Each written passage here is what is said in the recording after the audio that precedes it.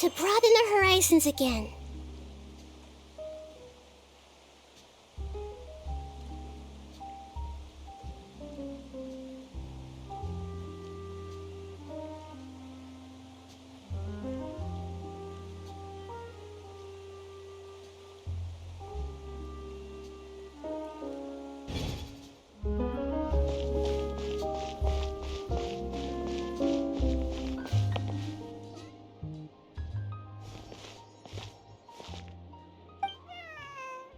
Meow.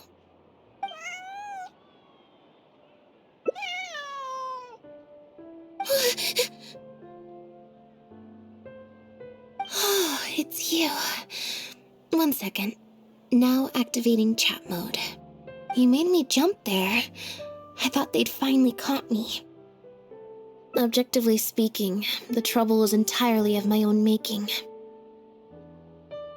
Half an hour ago, I was at Hotel de Boer for a drinks reception.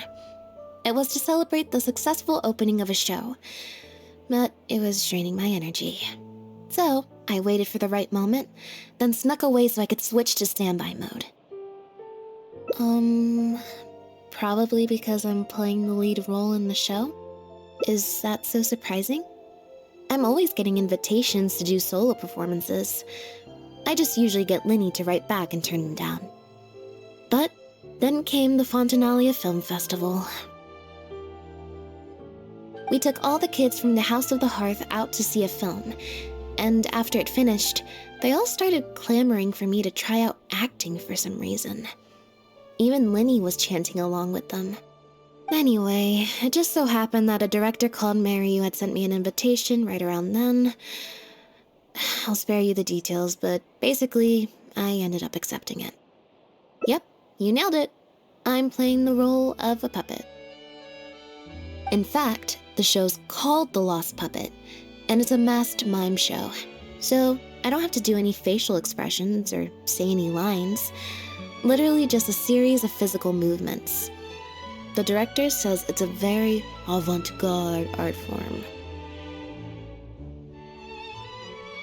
Art is not comprehended by the mind, but felt in the heart. At least, that's what the director says. Anyway, if nothing else, the opening performance seemed to go down well.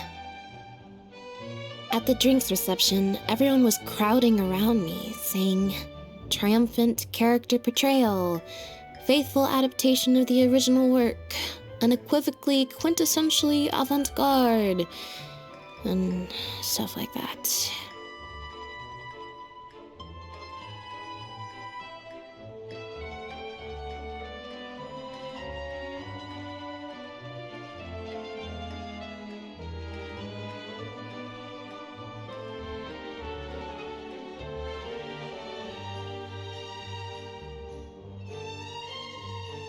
But being the center of attention is draining.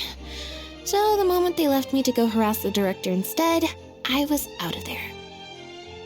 The other thing is, some weird things happened while I was on the stage.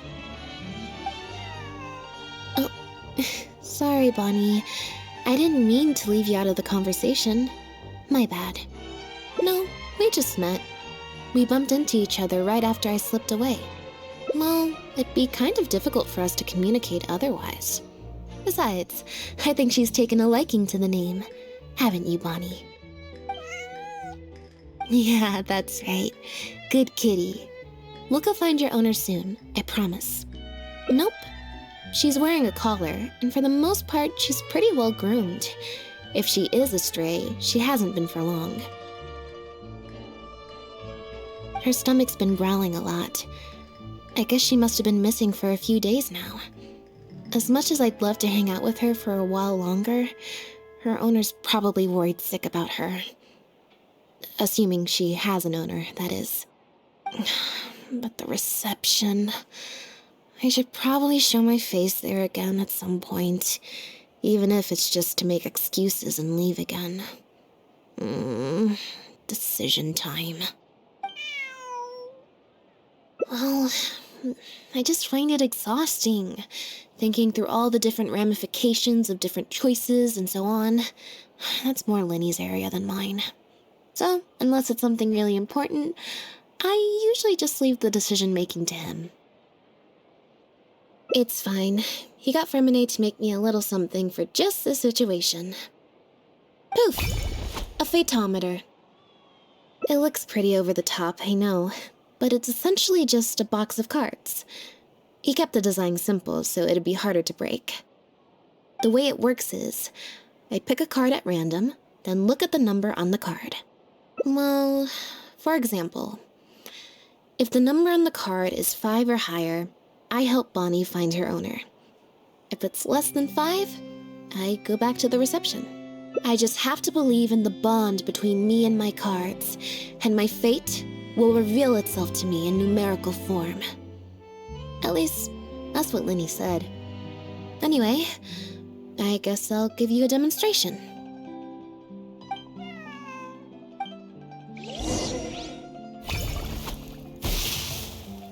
Huh, I didn't like that.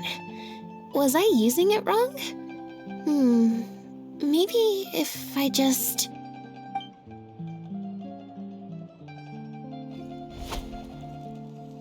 Clearly, there's some design flaws to iron out. I'll have to let Fremine know. Let's see... Which card did I get? 4. Well, the cards fell on the ground though, so I don't think it counts as fate. If you want to get the right answer, you have to let fate decide. Also something Linny said. So, to put it another way, if picking a card up off the ground is how to not leave it to fate, then that means it must be the wrong answer.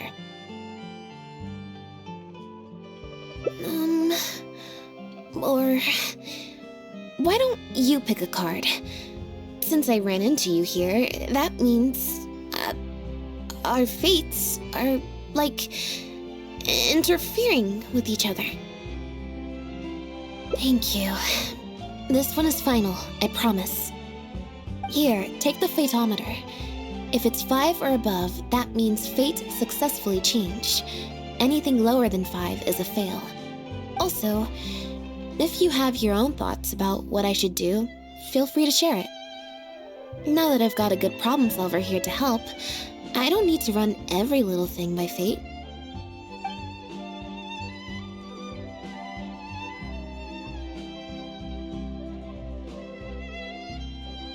So, we're looking for Bonnie's owner? I think I'll go to...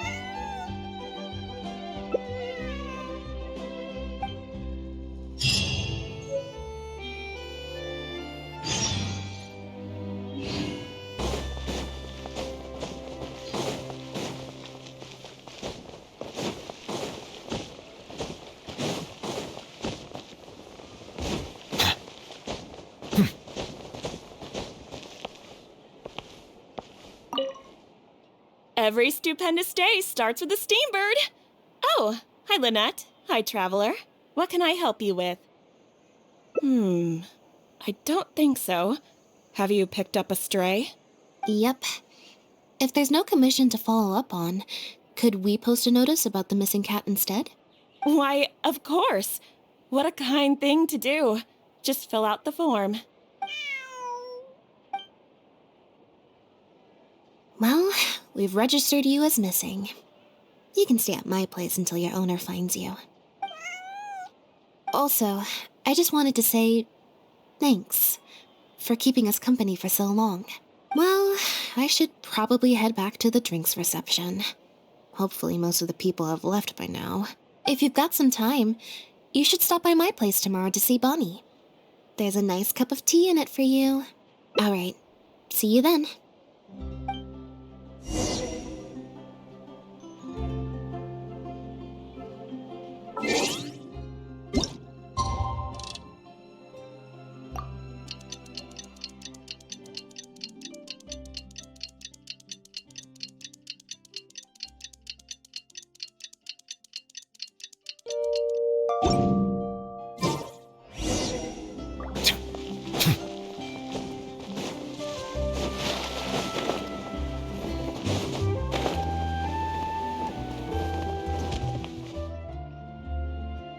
I believe this cat belongs to me. I already told you, this isn't your cat. Just take a breather, you two. Oh, you're here. As you can probably see, you'll have to take a rain check on that tea I promised you. At least for now. This is my friend's cat. He's preoccupied with some important business, so I came to retrieve her in his stead. No. It's far more likely this cat escaped from the Humane Society.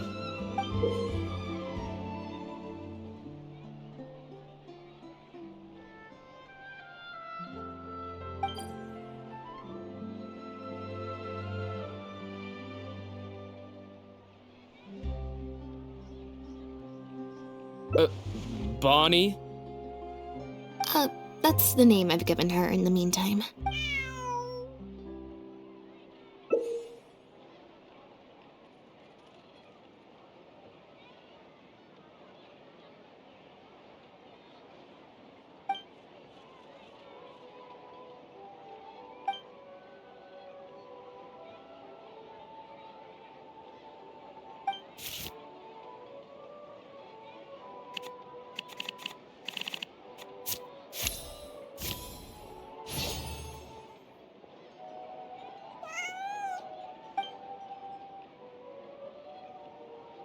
Well, this complicates things. I told you before. This is my friend's cat. It's normal for her not to trust me. Listen, I'm the director of the Humane Society, okay? We've got so many strays, dogs, cats, you name it. I'm not even the one feeding them most of the time. You can hardly expect the cat to recognize me. She just looked somewhat familiar, so I came to check, just in case. If she turns out to be one of ours, I'll take her back. Simple as that. Even if that's not the case, the Humane Society could still take her in, if no one else comes to claim her, that is. We're an organization that specializes in rescuing and sheltering stray animals. We've been in business for several decades now. I'm Bernard, the current director. The Humane Society. Huh. The name sounds familiar. I remember hearing good things. You're the one in the Quartier Lyonnais? Yes, that's the one. Anyway, if it's not too much trouble, could I possibly take a closer look at the cat? If it turns out I really am mistaken, I suppose that means the cat belongs— It belongs to my friend. Go on, Bonnie.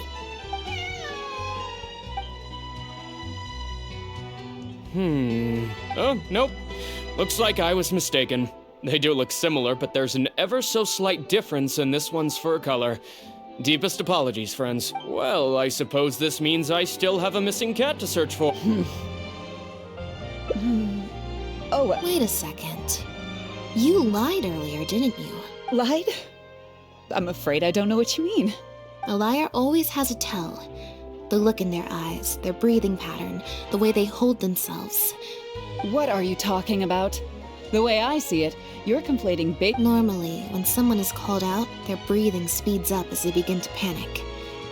But your breathing pattern hasn't changed one bit. In fact, it's been strangely calm and measured this entire time. It stands to reason, then, that your agitated behavior earlier was all an act. If you're a bad guy, I'm sure you'll take off running the first chance you get.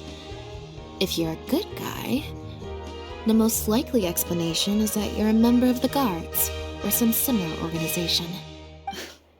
And you're basing this off of? Intuition. Nothing more. Intuition. Well, I have to hand it to you, Lynette. You're right. I'm a member of the Guards. The name's Elodie. I'm currently investigating a cross-border smuggling case. This cat here, Bonnie was her name? Well, her owner is one of the prime suspects of our investigation. A couple of days ago, our suspect got wind that we were on his tail and fled. That's most likely how he got separated from the cat. I just so happened to stumble upon your notice in the Steambird. So, I decided to see if he'd come back for her. But it looks like I overestimated him. The impact of this case has been huge. The Marechaussee Phantom, the Guards, and the Special Patrol have all launched investigations. If there was even the slightest chance that he would show himself, I had to follow up on the lead. A new kind of illegal drug, imitation synth. We confiscated all the synth on the market, but addiction isn't something that goes away overnight. Even without substances on the market, people are still looking for a way to get their next fix.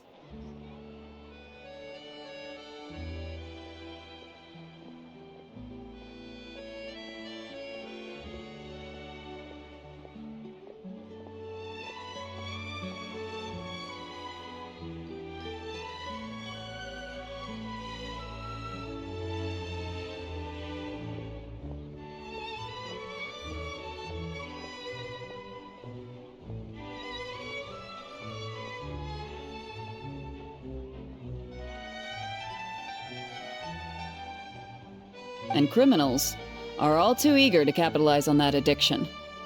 That was the impetus for imitation synth. Needless to say, a small-scale market opened up very quickly. After the original synth debacle, we put several measures into place to prevent similar incidents from occurring. The perpetrators got smart, though, and shifted their sales overseas before those measures could kick in. That's when the imitation synth smuggling began. We only recently got word of the presence of imitation synth overseas. We managed to track down evidence of some early transactions. What we were able to find out, however, hasn't proven that useful given the amount of time that has passed. The Marechaussee Phantom launched an investigation to track down every person in Fontaine capable of producing a drug like that. That's how we learned about Bonnie's owner. He's a researcher at the Fontaine Research Institute. His name is Pierre. Pierre Lafayette, to be exact. Lefebvre.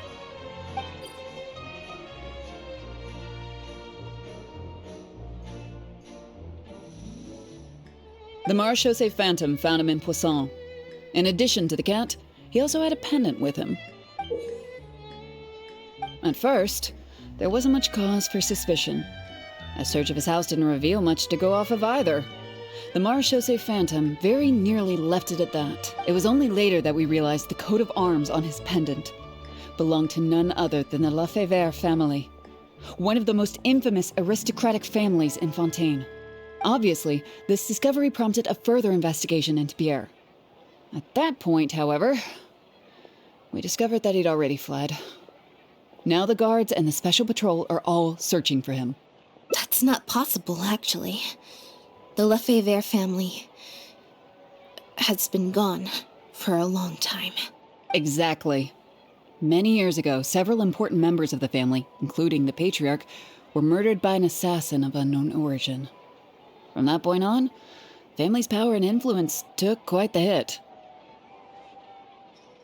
The family is engaged in all manner of crimes. As you can imagine, there's no shortage of people waiting in the wings to take their revenge. And with the family severely weakened, they were able to do just that. Most of the remaining family members succumbed to sickness or hunger. The ones that survived are currently living out their days under a new identity. Pierre is one of those very survivors. He's been hiding away in the Fontaine Research Institute all these years. His true identity unbeknownst to all. Until now, that is. Well, my fellow guards have told me all about how smart and courageous you both are. And I know you possess a strong sense of justice. There could be a chance that Pierre, or one of his accomplices, might attempt to get close to Bonnie. Now that you've been briefed on the situation, I was hoping you'd help us keep a lookout. If I take Bonnie back to the guards with me, there's no way Pierre will try and come for her. Not even the most daring of criminals would attempt something like that. I have to admit, I'm not holding out too much hope that Pierre will come back for her. But if there's even the slightest chance, then it's worth a shot. Well, I've got some other leads to follow up on. If Pierre does appear, please contact me right away.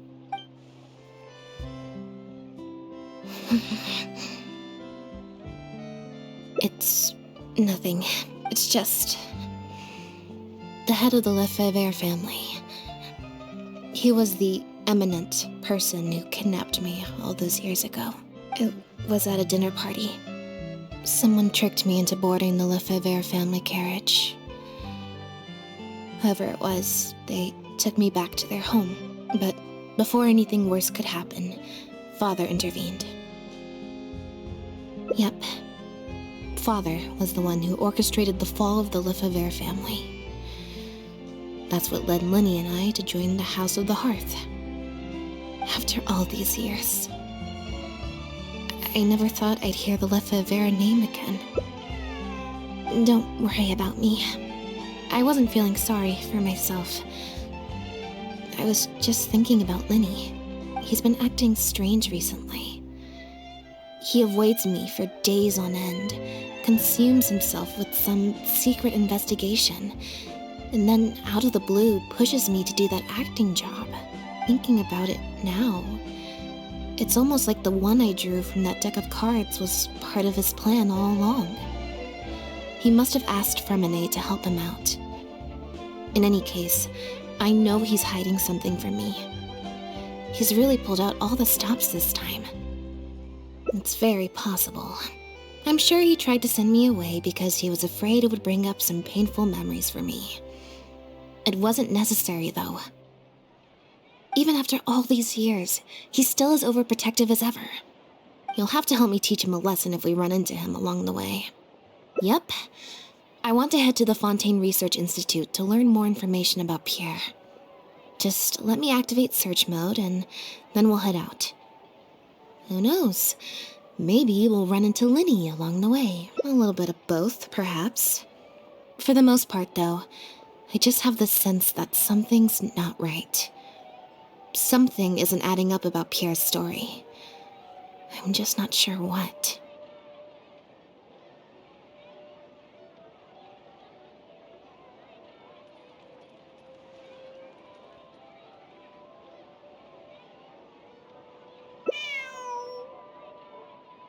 Okay, I'll write a letter explaining every...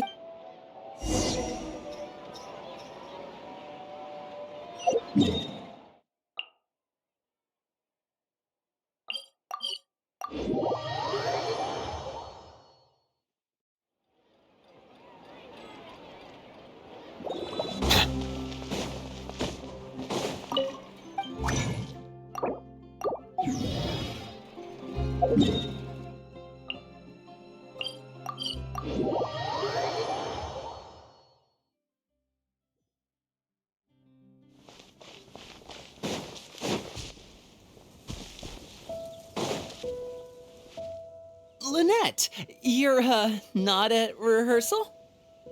You can drop the act, brother. In fact, I don't think either of us will have a need for acting anytime soon. You should know better than to try and keep something from me. You've never been able to do that, even when we were kids. And that's why I tried to distract you with the masked mime show. But I guess you're just too good. Care to introduce us to your new assistant? This is Officer Shovras, captain of the Special Security and Surveillance Patrol. You may have met her already. Nice to see you. I should clarify something. Mr. Lenny's here at my invitation, not the other way around. To borrow your expression, Miss Lynette, I suppose that would make him my assistant more than anything. We've brought on Mr. Lenny as a consultant in the past. He was instrumental in helping us crack a case involving a perpetrator who used magic tricks to commit crimes. I was hoping he'd be able to provide some valuable insight this time around as well. So you've heard everything then? That's exactly why we're here. There's always been questions surrounding the fall of the Lefevre family. Some people even believe the House of the Hearth was involved. Whoever was behind it all was extremely cautious. They didn't leave a shred of evidence. This very fact, however, leads me to believe it was indeed the work of that harbinger. I took a look at the entrance and exit records of all the carriages that night.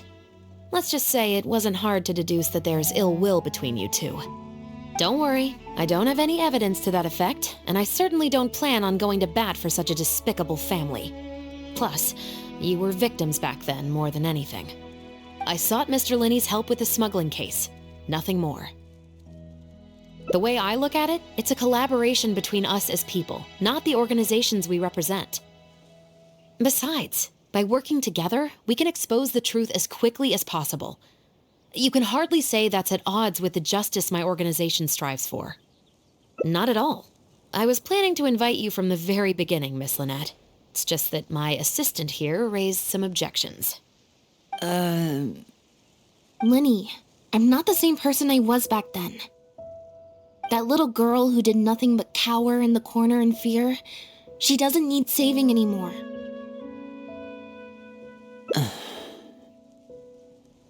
I'm sorry, Lynette. You're right. I let my concerns get the better of me.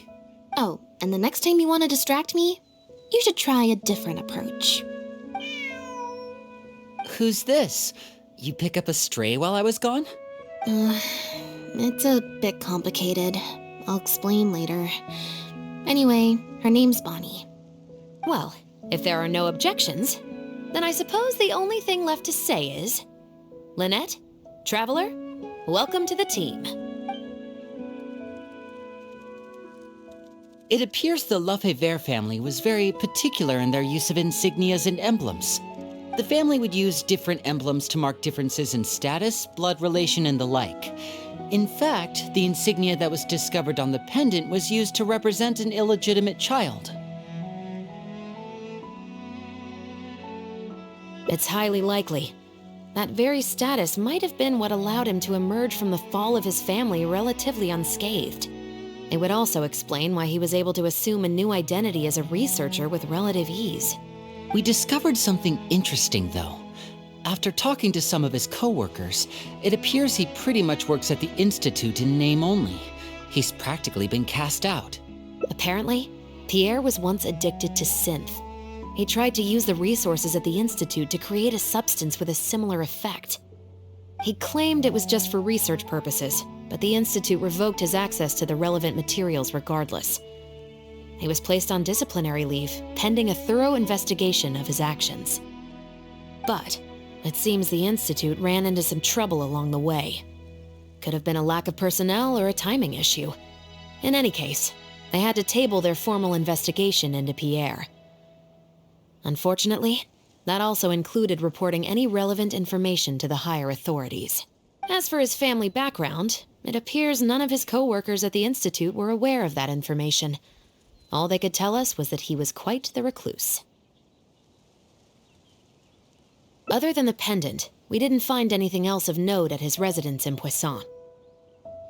Based on the samples of imitation synth we've been able to analyze, it appears the substance leaves behind strong traces wherever it's produced or stored. Those traces might not be obvious to the casual observer, but they're not something our guard poodles would miss. We didn't find any records indicating possible involvement in overseas transactions either. Maybe he had a separate, dedicated area. Well, his neighbors did say he was often gone for long stretches of time. You would think with him out and about so much, people would have spotted him around Poisson, but residents said they barely ever saw him in town. If his reclusive nature was just a matter of keeping a low profile, I guess it would make sense for him. After he disappeared, the guards conducted a thorough search of Poisson, but they didn't... Poisson. You know Hotel de Boer, where I first found Bonnie? To get there from Poisson, you have to cross a stretch of ocean. It's not A cat? You mean... Bonnie is Pierre's cat. Oh, that's right! When the Marechaussee Phantom first tracked him down... From what we've learned about Pierre's habits, he doesn't seem like the type to venture out without a purpose. So what you're saying, Lynette, is that Bonnie couldn't have gone missing in Poisson. Exactly. Bonnie might even know where... Wait, you think the cat can lead us there? But she's not... Meow. Meow meow. Meow?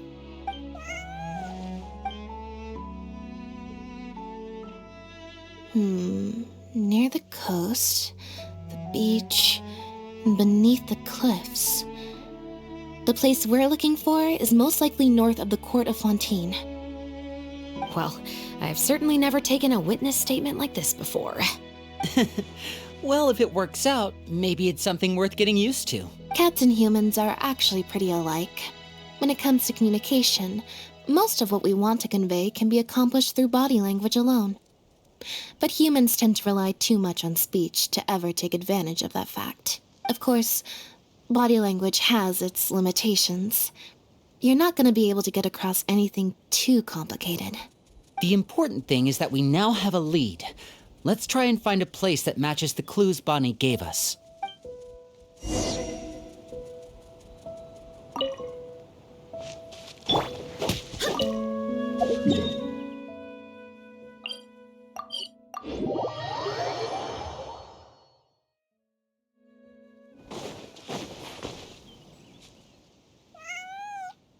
Seems like Bonnie is trying to take us somewhere.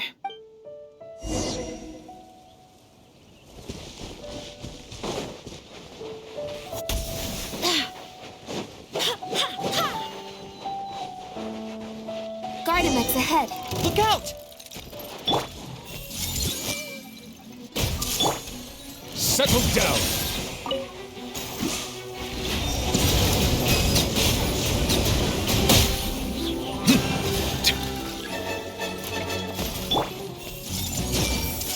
Bow your head.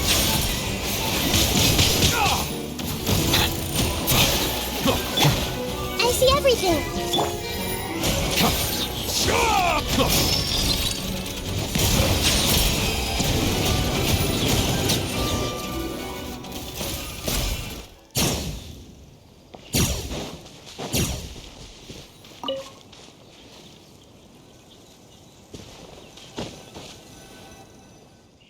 Wow, Lynette, you found this place so easily. If I thought there was any chance you'd say yes, I'd recruit you into the Special Patrol here and now, no questions asked. Sounds familiar. I pretty much receive letters daily from people trying to poach her from me. Let's just focus on our search. There's a lot to investigate.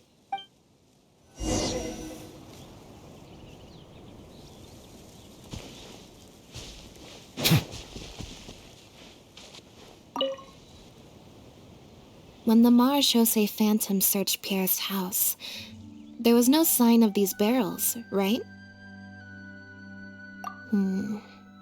You're right. That doesn't seem like his way of doing things.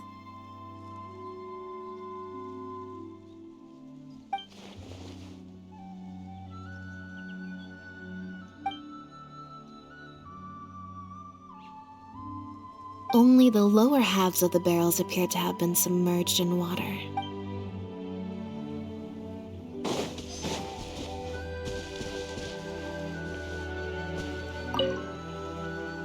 Aha! Just as we thought. This is where the imitation synth was being made. Looks like he's got more than just imitation synths stashed around here. In addition to the raw materials needed to synthesize the substance itself, there's a large quantity of cleaning agents and a few drugs I haven't been able to identify. These cleaning agents are likely used to dispel traces of the substance, like its smell. The Special Patrol did some digging into imitation synth. Our records indicate that it's very difficult for ordinary people to detect traces left behind by the stuff. I'm sure that was the case for Pierre as well. It must have taken a considerable amount of time and skill to ensure all those traces get washed away. But what are these other drugs for?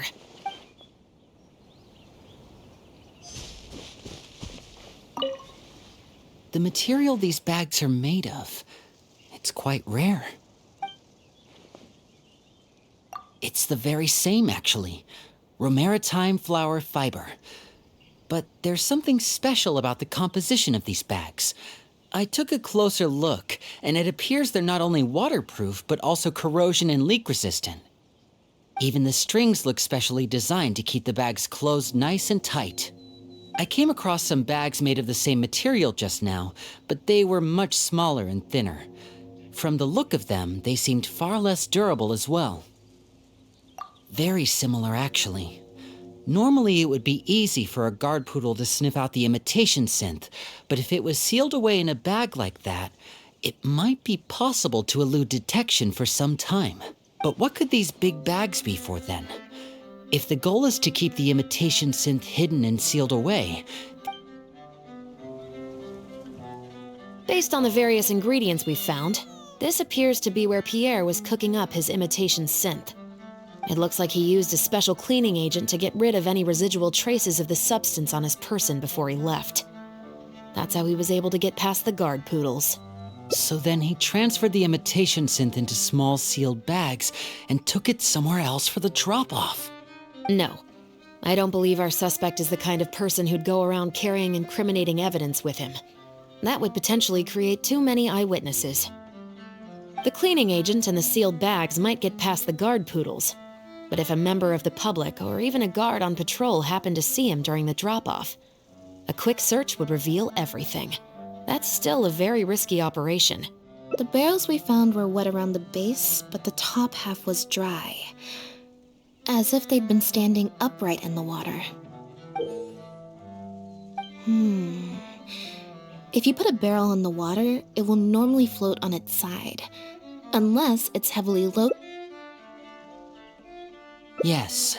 With flotation rings around the body of the barrels, they'd stay upright in the water. You think he used floating barrels? I suppose if he acted at night, when there are very few other boats around and visibility is low, it's a valid theory. We can't rule it out. But then, wouldn't the barrels be carried off by the waves or the currents?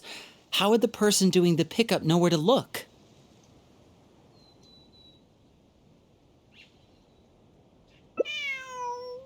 Traveler, can you come take a dip in the sea with me? I have a feeling that somewhere down there, we might...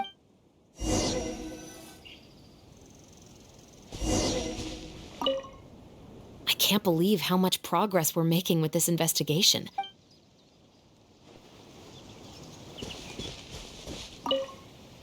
It's rare to see Lynette in serious mode.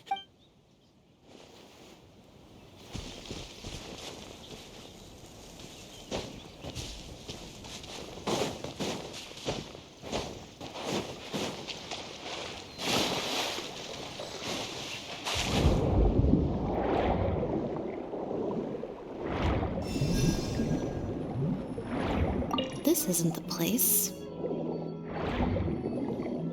The wreckage of a small boat? This isn't the place.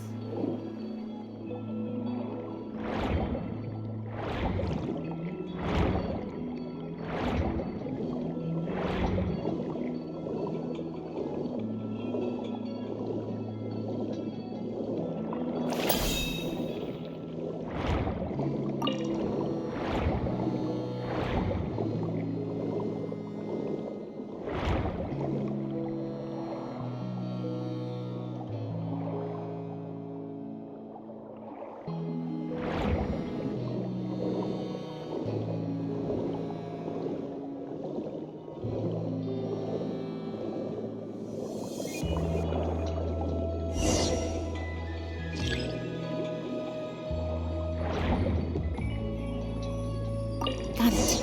Time to go up and report.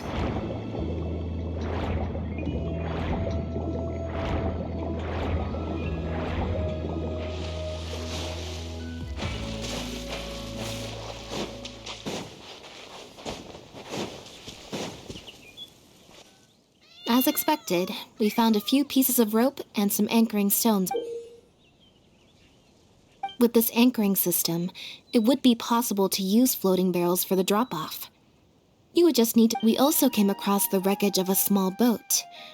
It must have been left out on the water and capsized due to the force of the wind and waves.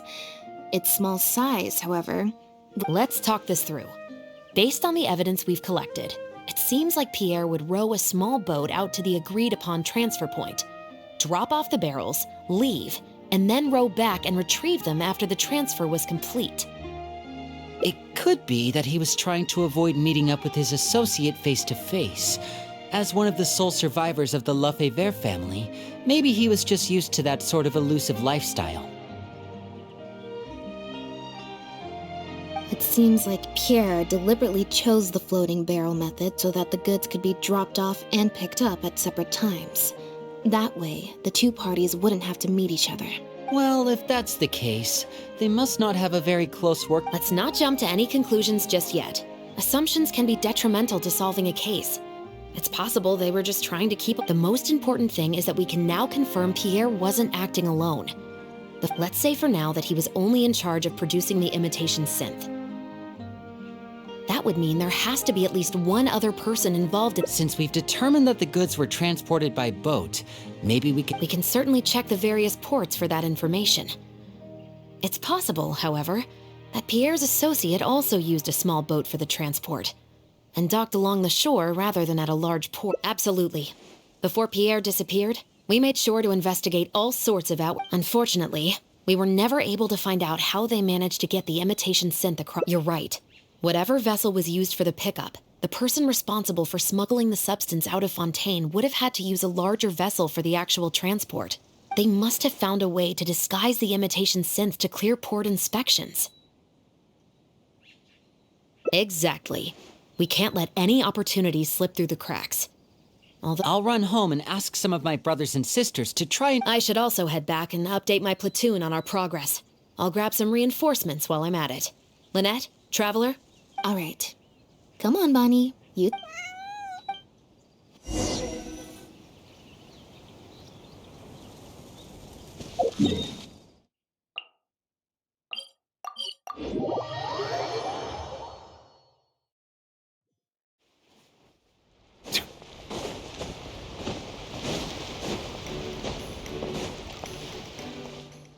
Oh, Lynette, Traveler. And Bonnie, too.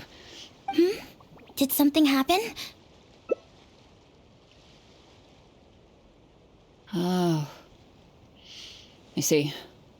I'm in charge of guarding the port. You mentioned... Looks like I've got another hard day of work ahead of me. No, not usually.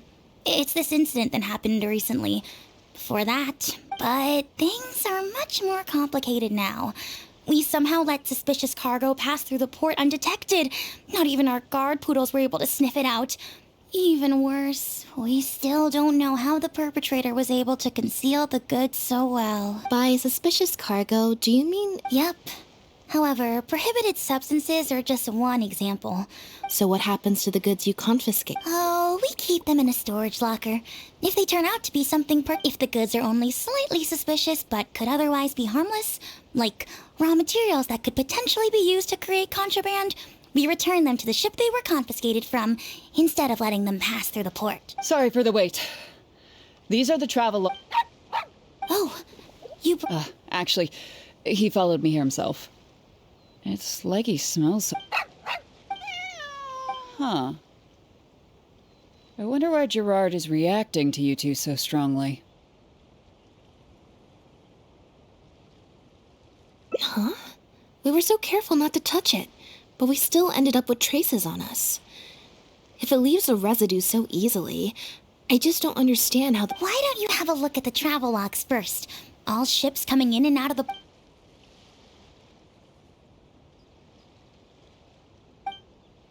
The Humane Society. Their name is all over the exit logs. Ah, the director of the organization explained that, actually. He said a lot of the cat and dog... Bernard, the director of the Humane Society, was the...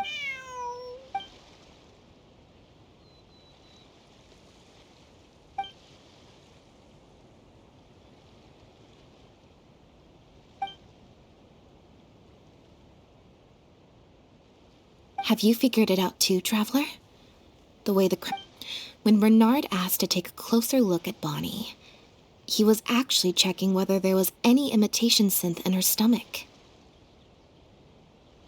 Wait, what? The sealed bags we found at the secret base. They were specially made to be corrosion resistant. And there were gaps around the lids of the barrels, and airbags were used to keep them upright in the water. Those drug shovers found at the secret base. She most likely didn't recognize them because they're not used on human beings. It's an anesthetic used on pets. The perpetrator must have given it to the animals. Pierre must have made the animals swallow the sealed bags full of imitation synth at his secret base. Then he stuffed them into floating barrels and left the rest to Bernard. The sealed bags combined with an animal's body odor would certainly be enough to mask the scent of imitation synth. During our inspections, we would have never thought to inspect the bellies of those animals for anything suspicious. Even if we tried to feel around for something... Exactly. I bet Bernard even transported animals with synth in their stomach alongside ones without. That way, it would be even harder to say with certainty that something was amiss. She's probably in the clear. Otherwise, Bernard would have never left without her. I'm guessing he didn't know what. Just imagine. He sees the notice we put in the Steambird, and it turns out that one of the very cats he gave to Pierre for the smuggling operation is out in the open, roaming the streets of Fontaine. If Pierre had already hidden the next batch of imitation synth, then Bonnie would practically be living proof of their crimes. So, that's why he came to find you and insisted on taking a closer look at the cat.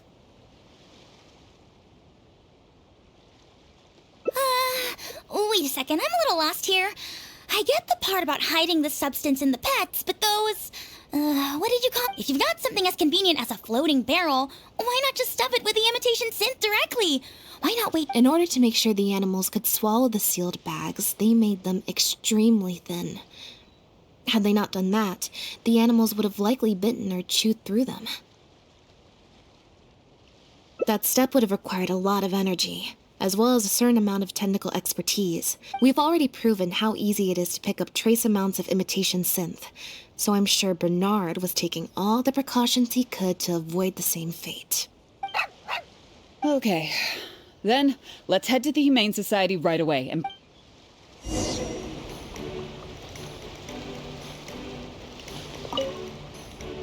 Sorry, but I can't go with you. Surely you'll be able to handle him, between Elodie's Gardamek and all three of you?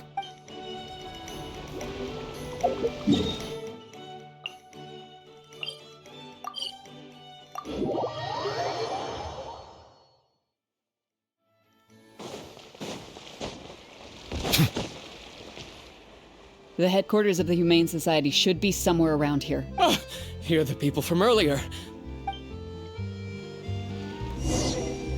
After him!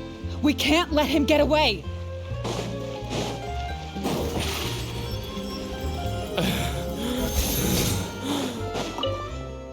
Give it up, Bernard.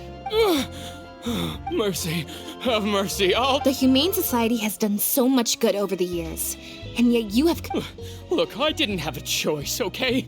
My father cared about those blasted animals so much, he didn't bother to take care of his human wife and son at all. While those animals were showered with... No one asked. Tell me, how did you first get to know people? Well, after I took over the Humane Society, it gradually became hard. It said that I could stand to get a large sum of money as long as I helped them to transport some animals abroad. But then, Pierre wrote to me, saying that we were already partners in I would order wooden barrels and flotation devices according to his instructions, and then load the sleeping animals onto a boat. And a few days after that, I'd come by again in my boat and pick up the animals sleeping in the barrels. Once I had received enough of them, that guy Pierre, he was running the entire show.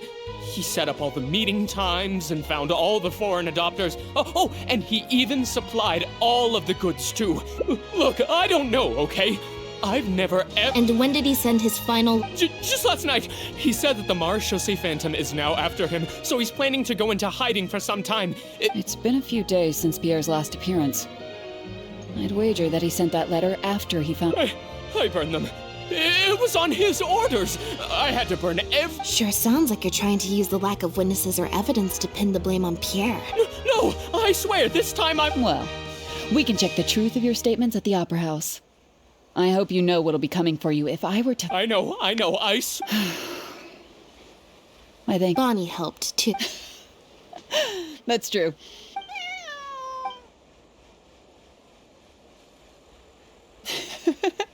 And it looks like she's grown quite fond of you two as well.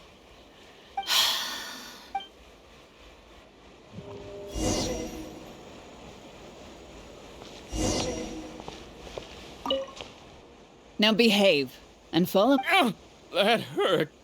Ow!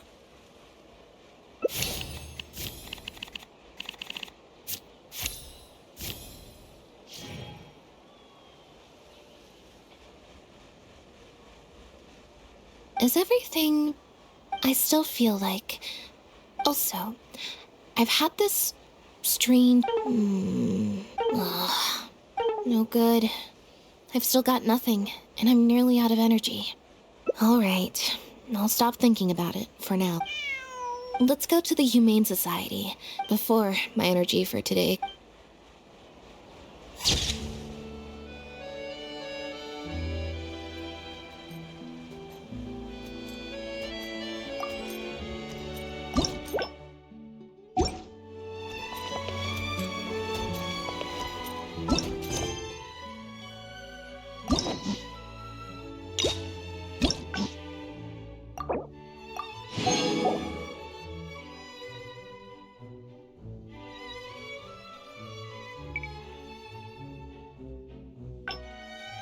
I see the value in my own work, but I also see the meaning in...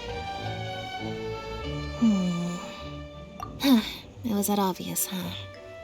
Well, we investigated so quickly that perhaps we've missed a thing or two along the way. Is there still anything unresolved or strange?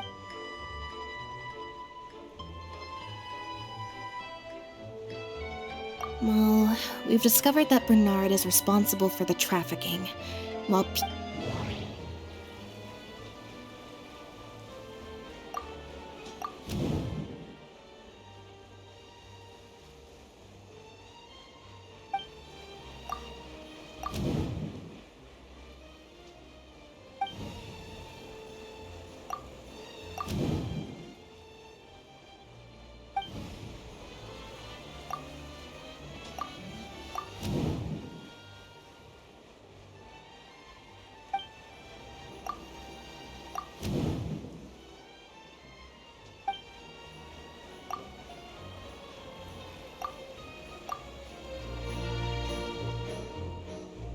there's no need to rush. Bernard claims to have received a letter last night from Pierre.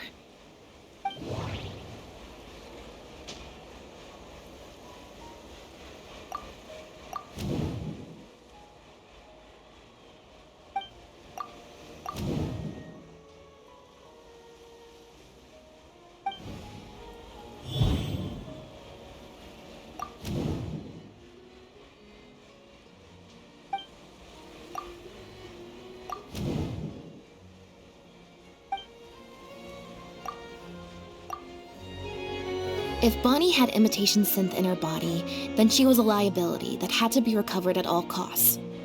But in thinking about it, Bernard only attracted our attention in the first place because he came to look for Bonnie. Could it be that the person who wrote the letter also knew nothing about Bonnie's whereabouts? The Marechaussee Phantom found Bonnie and the Lefebvre pendant at Pierre's residence.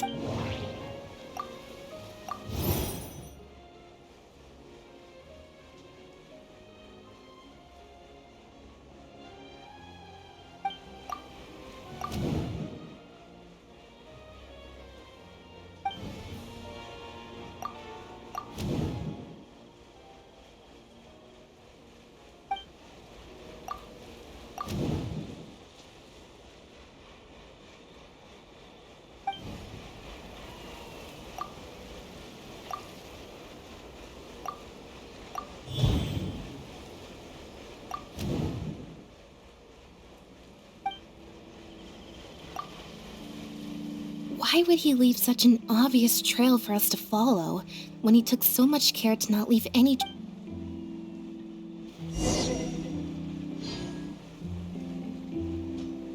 Settle down! Now behave and follow me. Ow! That hurt. Ow!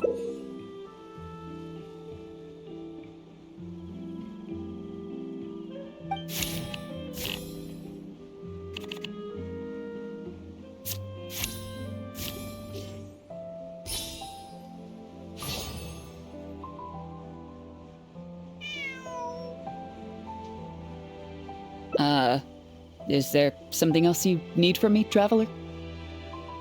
Huh? I see. It all makes sense now. Hey, what are you talking about? Look, even our confessed criminal here has no idea what you're saying. Because he has been kept in the dark all along. And I assume it's the same with Pierre.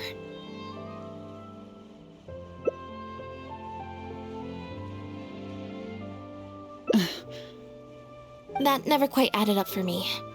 Why did Pierre feel compelled to return to his home with Bonnie and the pendant, and make them so easy to find for the Marechaussee Phantom?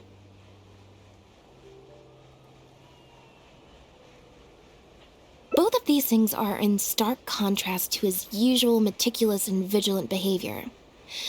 He probably received the following instructions right before the Phantom came knocking on his door. Bring the cat and the pendant and our undercover. Unbeknownst to him, however, the third person who wrote that letter to him had long decided to sacrifice him and Bernard to save themselves.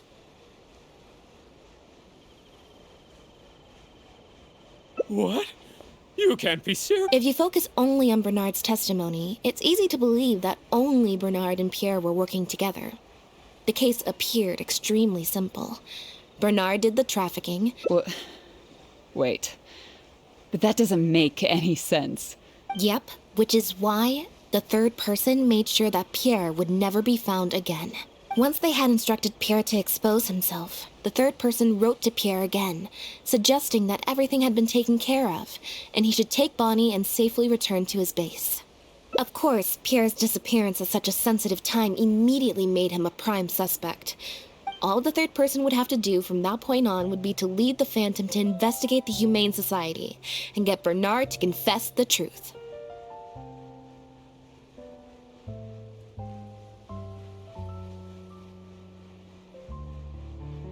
Wait, so you're saying that the letter I received yesterday, the one— Is that what happened?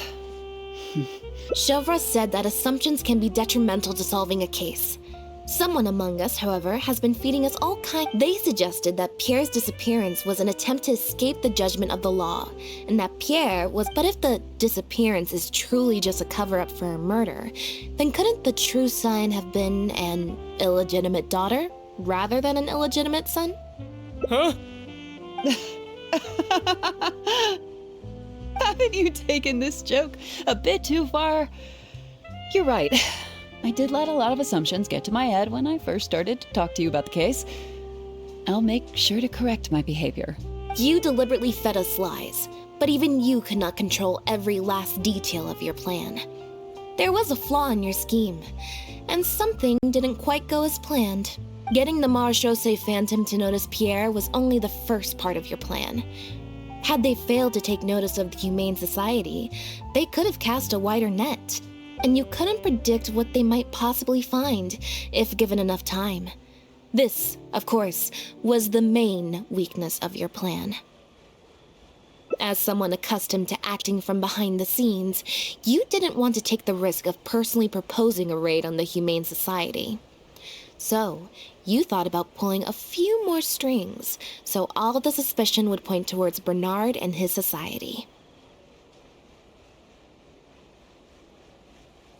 Once the Phantom expanded their search, it would only be a matter of time before they found Pierre's base. If a cat last seen with the suspect turned up dead at the imitation synth base, it wouldn't be long until the Phantom would figure out exactly how she had been mistreated and turn their eyes towards the one organization that has been sending boatloads of animals out of Fontaine. It was probably during your ambush of Pierre. You didn't even have the time to check if she had already been stuffed full of imitation synth. Still, you soon found another opportunity. Before long, Bonnie had made her way back into the city, and even popped up on the Steambird. Like Bernard, you desperately wanted to confirm the contents of her stomach, so you hurried to find us. Unlike Bernard, however, you were hoping that Pierre did have the time to make her swallow a load of imitation synth. While investigating the suspect's cat, we unexpectedly discovered that the suspect has been smuggling imitation synth using living animals as intermediaries. That was your plan, in any case. With that, you'd have been able to lead the investigation towards the Humane Society. Bonnie had managed to escape before Pierre was able to stuff her full of imitation synth. That part of your plan could no longer be carried out. But as shrewd as you were, you came up with another plan right away. You manipulated the Traveler and I to help you identify Bernard as a key suspect. You used the Lefebvre name as bait to get us to join your investigation. With 2 extra bodies around, the Special Patrol is sure to soon take note of the strange event of Bernard somehow having a reason to look for Pierre's cat. So, what you're saying is, I went to all that trouble just for the chance that you might put forth the suggestion that would lead you down the wrong path. Of course, you did far more than that. Just now at Lumiduce Harbor, you even highlighted the Society's activities during your compilation of the logs. Moreover, the logs contained no records of the Port Authority's activities. In other words, your activities. And what are you trying to suggest with that? I am insinuating that you had plenty of opportunities to transfer the raw materials for imitation synth from the harbor to a boat, and then sail over to the meeting place full of floating barrels.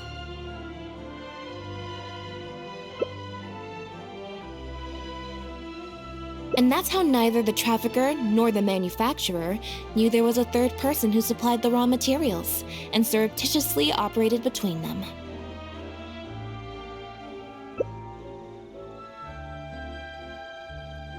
Pierre manufactured imitation synth using the raw materials you provided. Having received the green light from you as Pierre, Bernard then retrieved his animals and shipped them out of Fontaine once he had received enough for a full batch. I can't believe it. I never put two... So what do you think she's going to say next? Ever thought about a career in writing crime novels, huh? It appears that it's quite easy to predict what you'll think or say. Then if we apply that to this case, we can also think of a few places to look for incriminating evidence. You know very well that this case will not end until Pierre is found. So you will have him commit suicide out of fear and shame to end the investigation for good. That way, you can also pin the blame for the overseas smuggling activities, the theft of the harbor's confiscated raw materials, and even the Lefebvre name on him.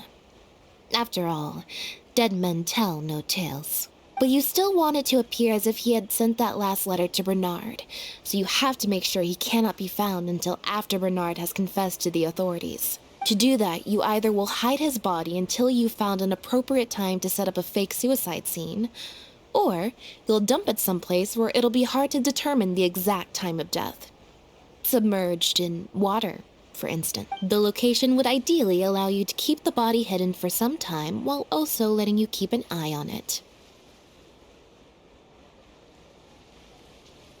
There are only so many options to hide a person's time of death, after all. As long as the Phantom, and especially since, as the prime suspect who will now be taken into custody, you will no longer have the time to move him, or set up a fake suicide scene to cover up the— How absurd. And on what grounds will you order my arrest? Don't think for a second that your spouts of nonsense will amount to any kind of real argument.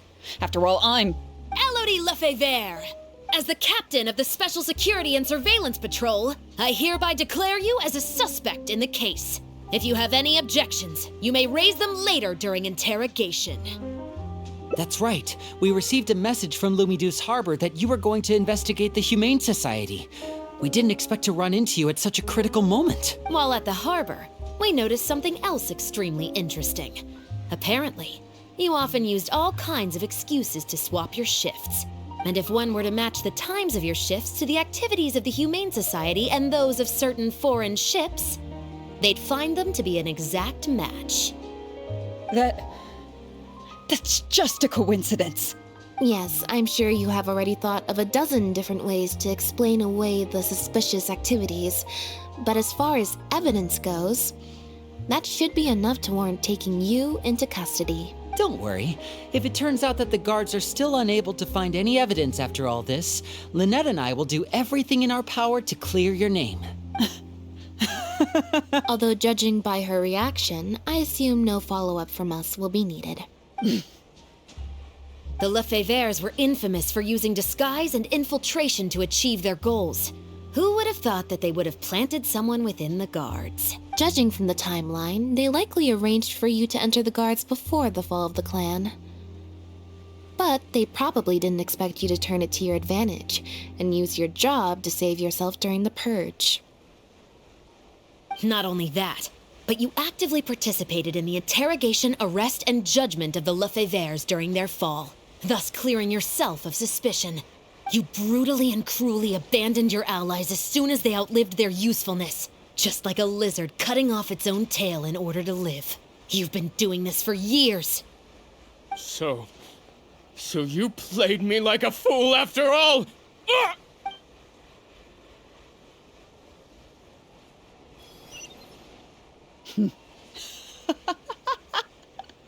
What was that word you used?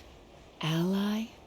You think that someone as foolish as him is worthy to call himself my ally? They were worthless scum. All of them. Not just Bernard and Pierre. I lost all my chances of a normal life just because I was born into their lot. Not only that, but because they wanted me to become an I had to live in constant fear of them while they were alive. And even once they were gone, I had to continue. Do you know anything about what I've been? I don't, and neither do I care. Are you for real? Elodie, you're the only one still living under the shadow of a name. That's enough. Keep your hands where I can see them and do not resist arrest. If you have more to say, save it for the interrogation room. What a joke. What a joke! Hey! Don't come any- What's that?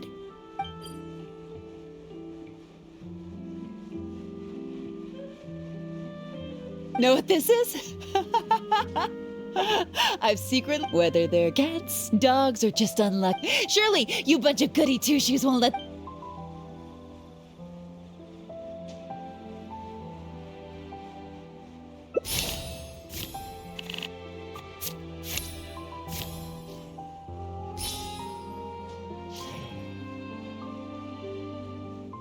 Did you think I was blind? Not good. She's trying to escape. We need to end this fight as soon as possible.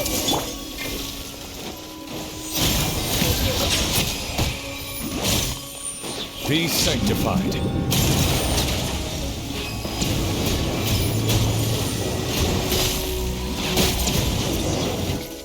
Busted so quickly, huh? Good thing I. Ah!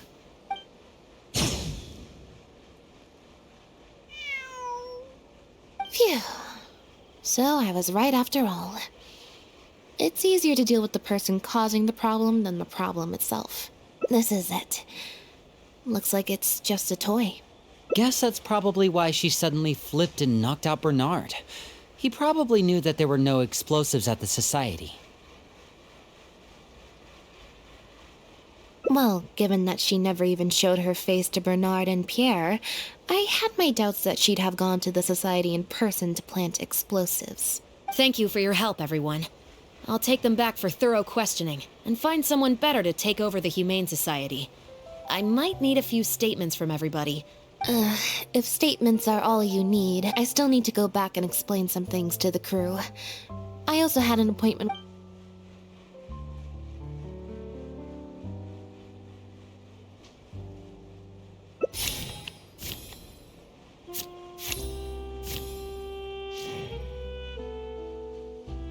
A lot has happened since then.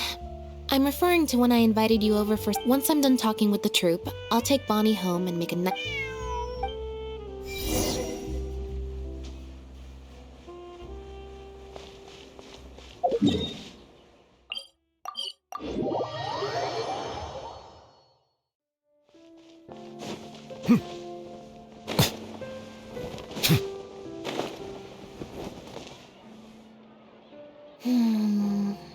black tea and a cute kitty. Want some?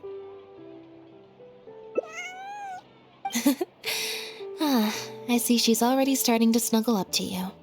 Not at all. Information is indeed very important. But if you were to... Plus, if you just think about it, what sounds more fun? Writing a statement or enjoying a tea party? Great answer. That'd be my pick too. Had we not run into that case, we could have spent the entire day like this. But now I'm running low on both time and energy.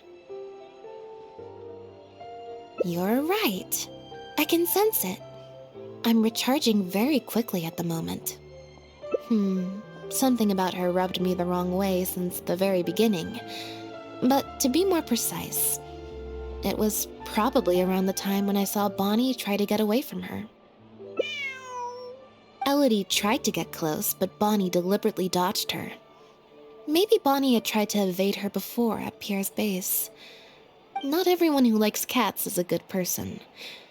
But if cats like you, humans tend to overthink things, but cats rely on their instincts, and she took a liking to you the moment you...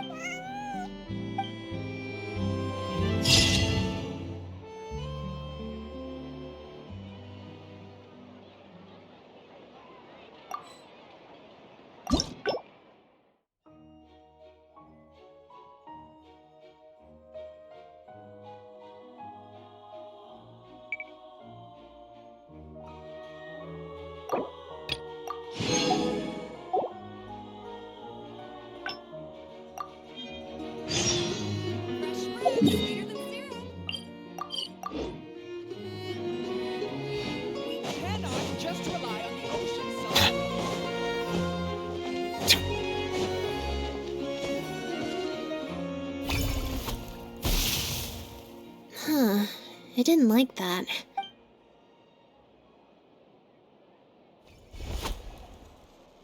Clearly, there's some design flaws to iron out. Let's see... 4. Well, if you want to get the right answer, so to put it another way, or thank you. Here, take the photometer. Also, if you have your own thoughts about what...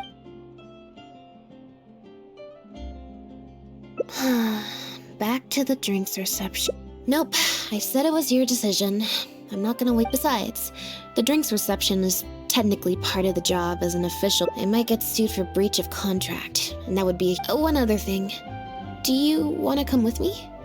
If you're free, I mean.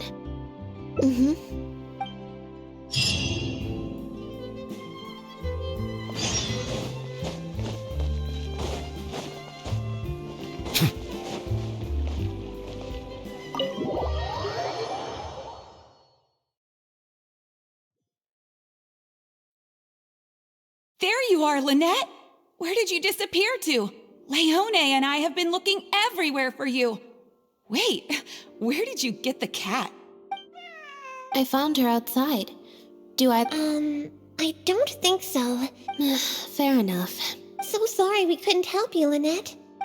Don't worry. We'll ask her... Maybe you could leave her with us. We'll take her to the reception desk. Sure. I would help, but I'm... It's no trouble at all. We're happy to... Also, if it's no trouble, Leone!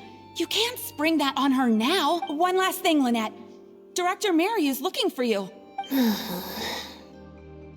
I'm not usually required at these kinds of events, so I don't even... Spectacular choreography, a masterpiece of mise en scène, and the... Yes, I for one was particularly captivated by the clearly allegorical narrative undertones. The Lost Puppet shines such a pioneering work, so... I can already see the headlines of tomorrow's... But it was a group effort, of course, to convey emotions in a Speaking of the cast, Jillian, another strong performance from you in... That's quite an overstatement. On that point, you stated a few months ago in an interview that you were looking to secure a leading role in your next show. We had a discussion about this, and while Lynette hadn't previously quite simply, this was... Exactly. I was honored to share the stage with her. Lynette worked at... Oh, Lynette's back! Hey, Lynette, where have you been? Were you in standby mode? Some reports say you switched that state to recharge after a show. Ah, method acting, of course. Such a compelling portrayal of a mechanical puppet could only be achieved by an... Those seemingly stilted movements were in fact an inspired portrayal of the character. The ostensibly bad acting in I went outside and there was this cat there, so I played with the cat for a bit. A cat? We've long heard. This show looks on track to break box office records for avant-garde theater. Not really, no. I believe Lynette is trying to say that the act of performance itself is the actor's true meaning. Oh, I see. Right. But don't you want the fans to know how you're feeling right now after the hugely successful? That's true. I'm sure the fans would love to learn a bit. How interesting.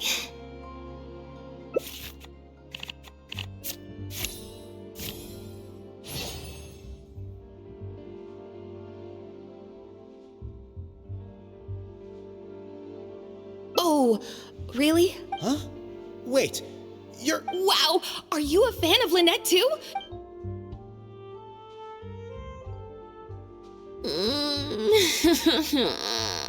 Yeah, it's just... Turns out, even with you here to share...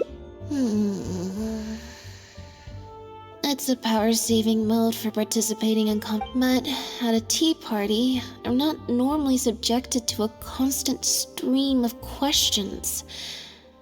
I think I'd rather... Lynette, Director Mariu would like you to join the group. It's just the members of the troupe, along with... Alright. 3, 2, 1, smile. My thanks to each and every one of you. You can collect your copy from the first floor after the drinks were... Mariu! Get over here. Let's have another drink. I thought the group photo was the final hurdle. Well, at least there's no more people.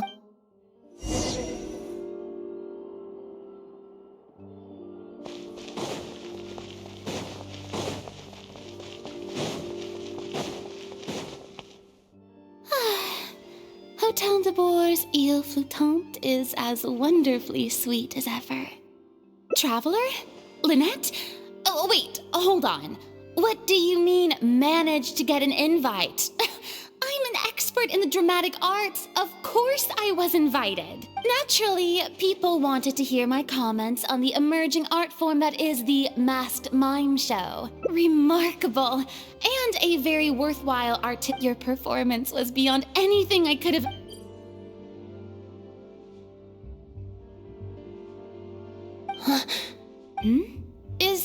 No. Oh, basically, I think I'd give it a positive review overall. Just... So, you thought they were pretty... In fairness, it's normal to bring along... Then again, I'm no specialist in avant-garde theater. Maybe it's because I came to the show with some preconceived... What original Oh? He didn't show it to you? It must have been a few months ago. He came to... I had a lot on my plate at the time, so I had to turn him down. I don't know. The protagonist just seemed more complex, I guess. Especially in the last two scenes. Emotional depth? Oh, I'm just thinking aloud here. Don't take it to heart. Besides, a script and a play are two very different beasts.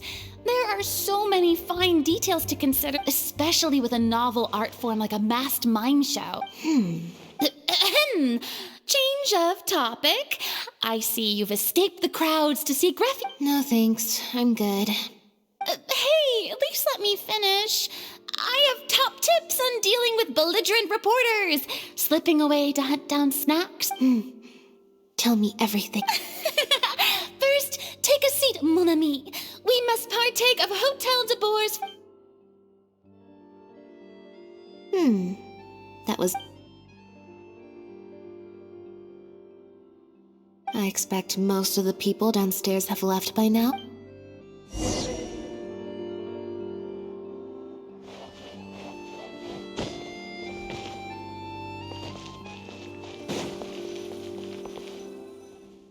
The photo must be in this envelope right here. If it wasn't for you, I don't know how I would have standby moded my way through the last few hours.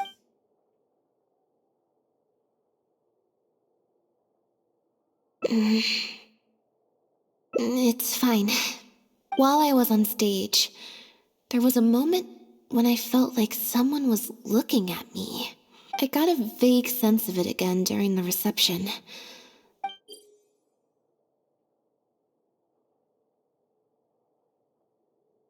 Normally, I'm used to lurking in the shadows on the stage and spying on other people. So, it was strange. Or someone just took a disliking to me for no real reason. Sometimes you can like one person and dislike another for equally pointless reasons. Okay, problem solved.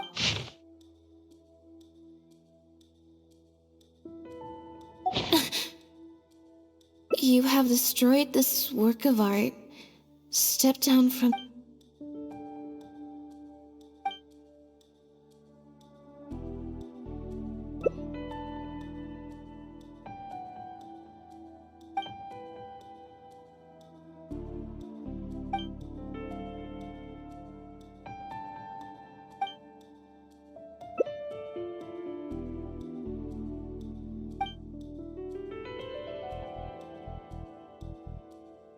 I don't think we're gonna find any more clues here. Yes, let's. Whatever destroyed means, it could have something to do with the original script that Farina mentioned. I can't believe how well the whole Lynette's debut acting role thing worked out. Even the avant-garde box office is lapping it up. How could I ever have doubted you? If you hadn't stuck to your guns and kept sending those in... See? I told you. All the time she'd refused in the past were all... Can you imagine if you'd gone with Jillian? You'd have been lucky to get... True. Well...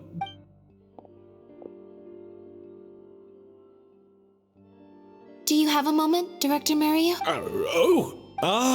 If it isn't the star of the show... I'm guessing you're here to discuss the show with the director?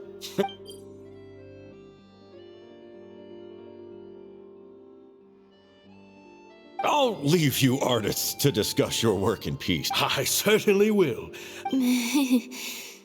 Mr. Maloney. An investor or something, I think. So, what can I do for the two of you? I'm afraid I'll have to dash soon as I'm meeting... We heard that the original script for The Lost Puppet was quite different from... Oh! Well, it's not uncommon for scripts to undergo major changes as there be a mechanical puppet with a bumbling body but a sensitive soul. There's no doubt about it. You are the protagonist. Sorry. All right then. You shouldn't give your attention to early drafts of the script, Lynette. The current script is the final version because it is the best version, and your performance best brings that order letter.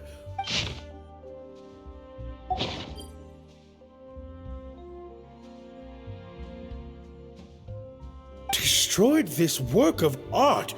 Well, Director Mario? No. Who on earth would write such nonsense? Absolutely not. Without Lynette, this show would be over. Everyone's hard work would go to waste. No. Yeah, maybe Jillian could fill in for me. What? No way. Out of the question. The protagonist has to be played by Lynette. I've got it. It's a competitor. Yeah, you can't lie low. That's just what they want you to do. The moment you step back from performing, they'll put their rumor mill into overdrive and drag us through the mud. They're just waiting for their chance to kick us while we're down. A competitor? Definitely. Those lowlifes. Slander and libel are all their specialties. They drown out the truth with a flood of missing... There's so many of them out there. Fame always... Stay strong, Lynette, and keep up the good work on stage. So, a competitor, huh? I kinda doubt it. We've dealt with those types before. But at the moment, I don't think anyone's got a reason. Besides, when I felt that evil stare, I'm actually more concerned about Mario. When I mentioned Jillian, his reaction was pretty, especially since Maloney mentioned that the initial plan was to cast... Sounds like there was an original protagonist as well as an original script. Yep, she told me she...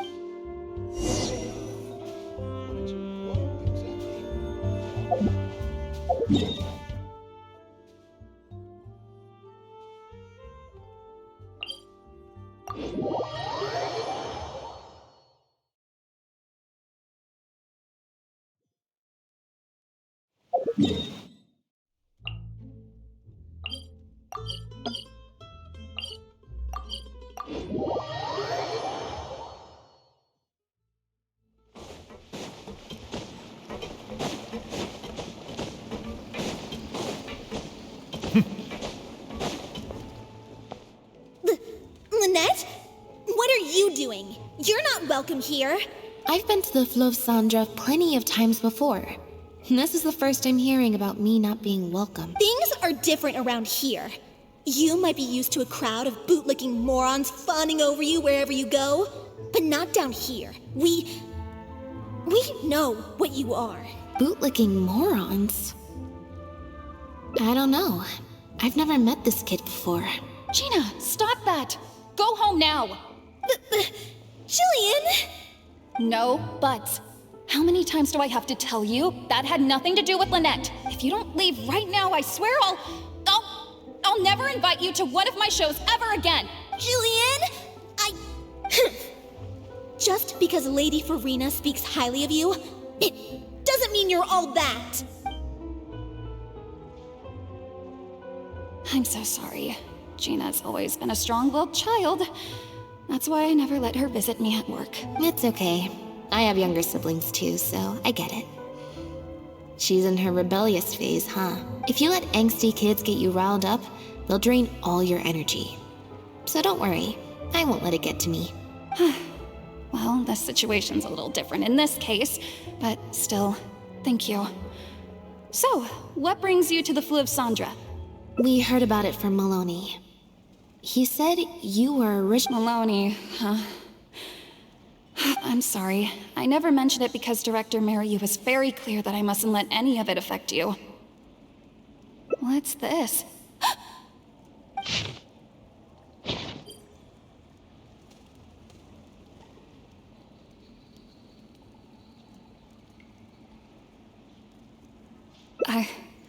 I don't know, who would do something like this? Don't be scared, Jillian. Okay, it's true. I was originally cast. I've worked with Director Mariu many times before, but only in minor roles. The audiences and critics never had much to say about me. A few months ago, Mariu started working on a new show, so he was hesitant, but he agreed to let me try for the part. There's been a change of... Lynette? But she... And that's why we cannot afford to waste this opportunity. Jillian, I understand how you must next time. I was incredibly disappointed at first, but I also know without Lynette, how could we ever convince people to pay money to go and see a mask? And if the show was a flop with me in the leading role, how would I answer to the director and the rest of the cast? Then I got to meet you on stage and found that you're really down to earth, in a way that not many celebrities are. Whatever disappointment I had left at that point, I certainly wasn't about to take it out on you. By wasn't bad, you mean it wasn't great either. So, I'm guessing Mariu changed the script to simplify the protagonist. He did make some changes to the script, yes. Jaik, one of the other actors. He likes to collect Dr. Mariu's old drafts because he hopes to be a director himself one day. Makes sense. I always see him talking to Mariu.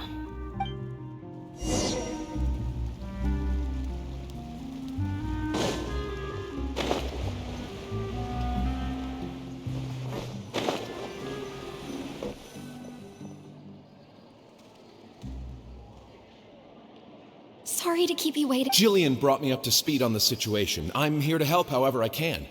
Here, this is the script you're after. That's always the way with pen and paper drafts. Even the final script is full of last-minute changes. There should be a cleaner copy of the original script in here somewhere. Ugh, sorry. No problem. Now activating search.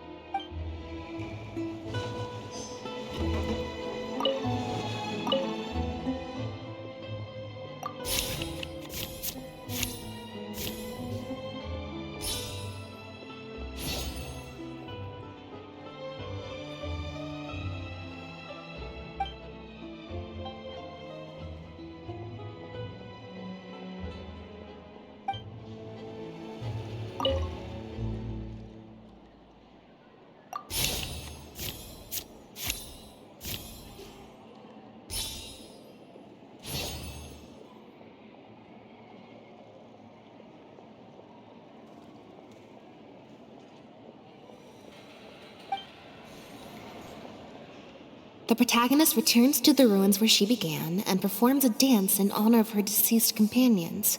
She dances until her joints have rusted stiff and mechanical parts are falling from her body. Yep, that's not something a novice could hope to pull off after just a few...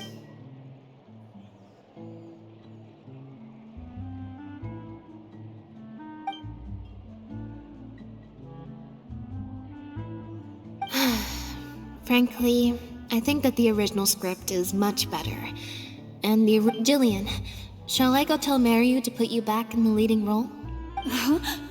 What? Are you serious?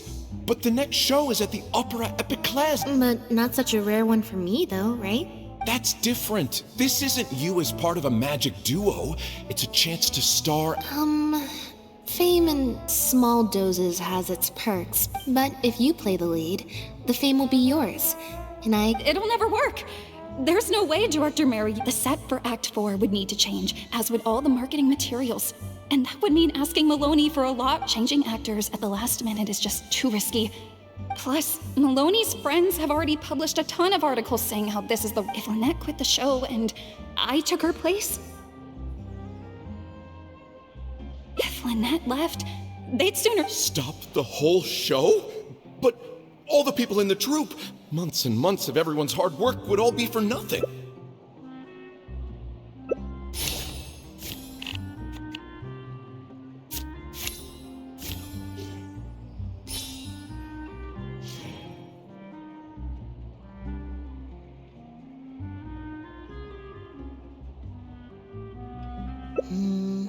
Consent, huh? Then, how about we don't ask him?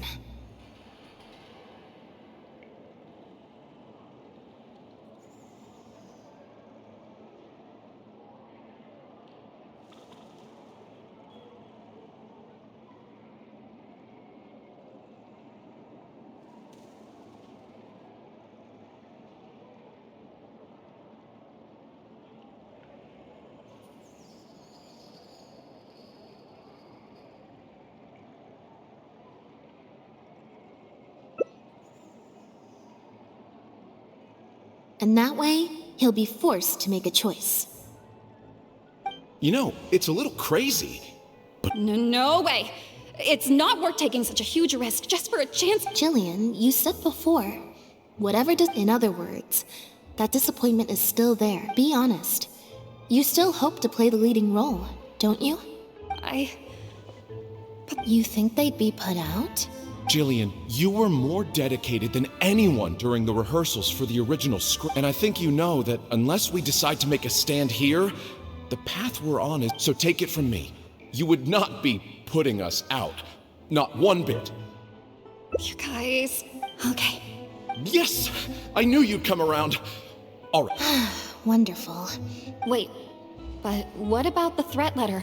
As long as we stick to the plan, I'll give up the lead role. So, but surely you want to know who it's from. If they're out there and no one... I doubt they will. It's supposed to be a threat, but they didn't even say what would happen if I don't meet their demands. Plus, the handwriting is kinda childish. Who knows? Maybe it was just a fan. A fan? Maybe there's someone out there who really appreciates your talent. Even in the supporting roles.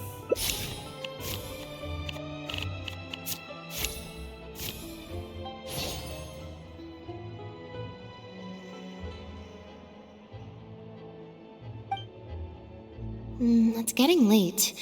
We should be leaving. Come on.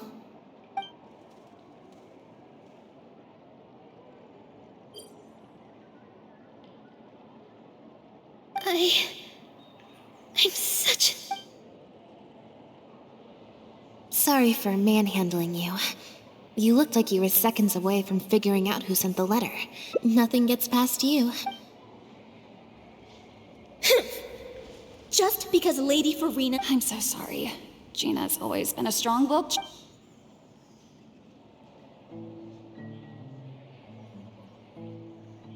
I guess she must have snuck into the drinks reception and overheard our She idolizes Jillian, both as an older sister and an actress.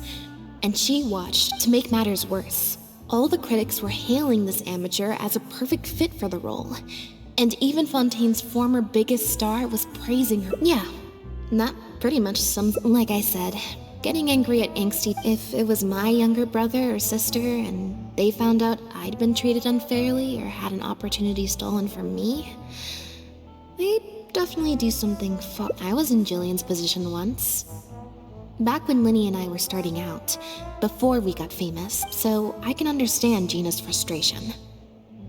Still, she could definitely use some pro tips on how to write a threat letter.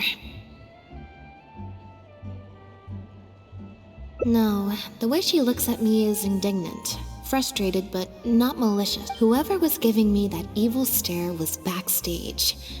Blending into the crowd at a drinks reception is... we'll find out who it is before too long. In 2 days... On that note...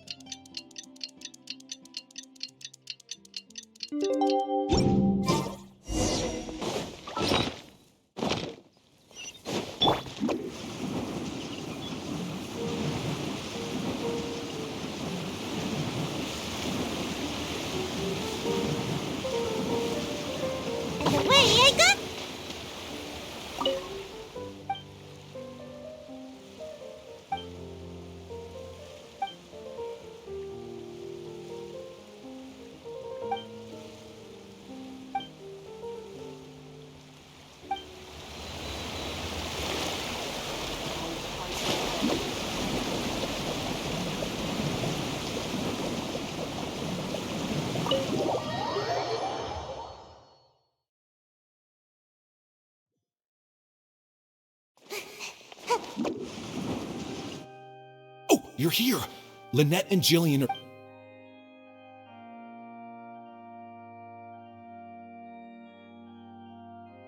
That puppet in the middle, is that Lynette? She's so pretty. It's starting. Keep your voice down.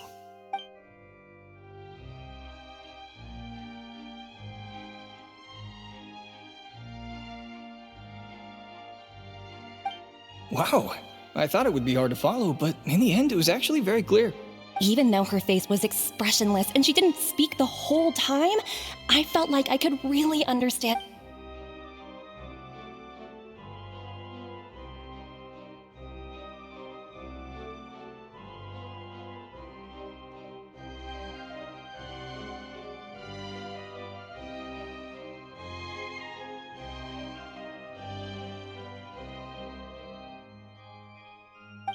Director Merriu really is a master of his craft. And so is the actress in the lead role. I have a friend who saw the show on the opening day. They thought the critics overstated how good it... I can't believe it's only been a few days since the last show. Lynette's improved so much. Your penchant for the hyperbolic strikes again, Amory. Clearly you weren't at a loss for words when you were writing your article. Well, you know... What's the matter? Cat got your tongue? My apologies, Mr. Maloney. Oh, very well. Hey.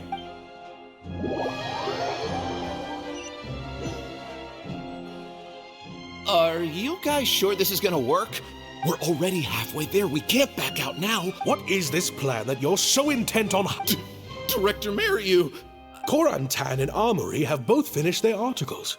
I went to greet them as a mere formality, but was that really Lynette playing the lead role? Ta-da!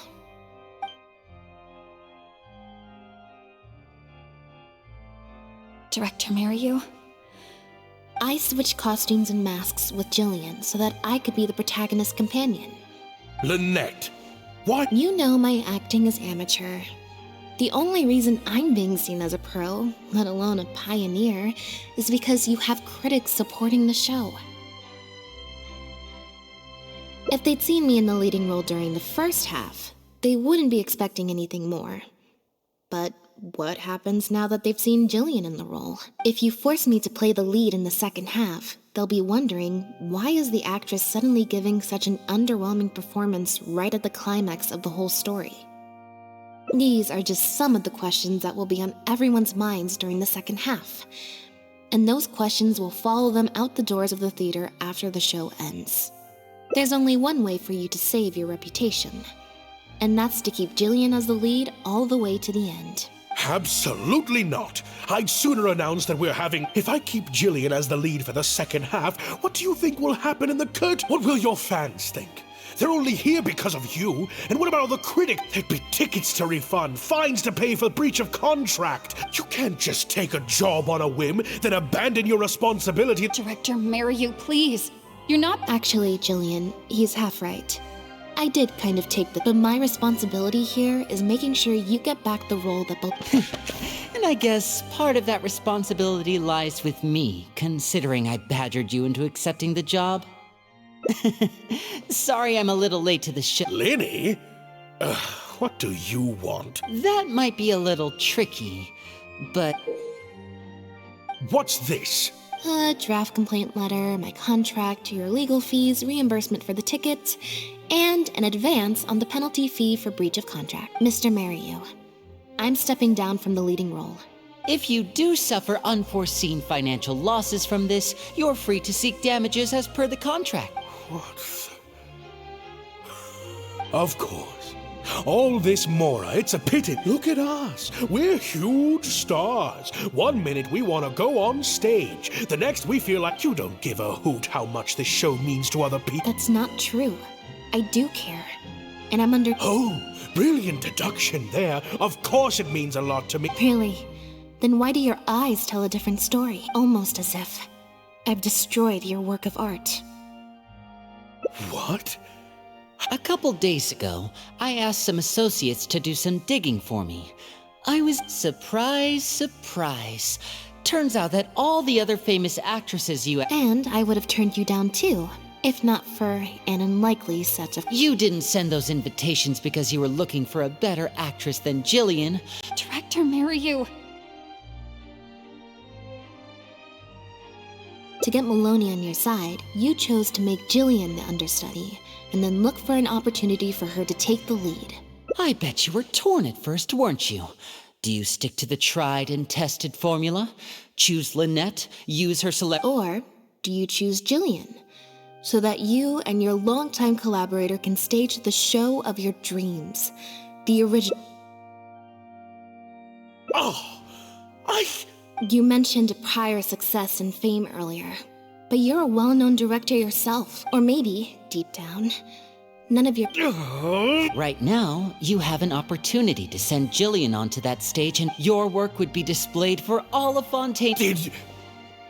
Did you say... perfect? Or will you act now before Maloney and the critics can protest and make your dream come true? The whole truth. Director Mariyu? Actually, most of the money Lenny brought came from us. We've worked with you for many years now. Your troupe has been here for you all the way from the empty We watched as you slowly started down a path you used to despise. The path of powerful connections, drinks receptions, But this is just a temporary measure. I did... Yes, we know. Back when you started, you had to bite, but then what happened? You began to embrace these methods more and more, becoming so reliant on them that every show you put out... Surely you must have noticed what's happening. While we've been performing at bigger and bigger theaters with each show, the applause is getting Maloney's friends are sycophants. They don't care if the audience is disappointed because the show doesn't live up to their glowing... Look, I know everyone's using the same promotional tactics, but does that... Well, it's just a stopgap. Next time, huh? Yeah. Next time, you won't use your connections. Next time, you won't pay off the critics. Next time... Unfortunately, it doesn't work like that. If you make some money once, you'll want... I won't turn my back on my dreams any longer, Director Mariu. Me neither.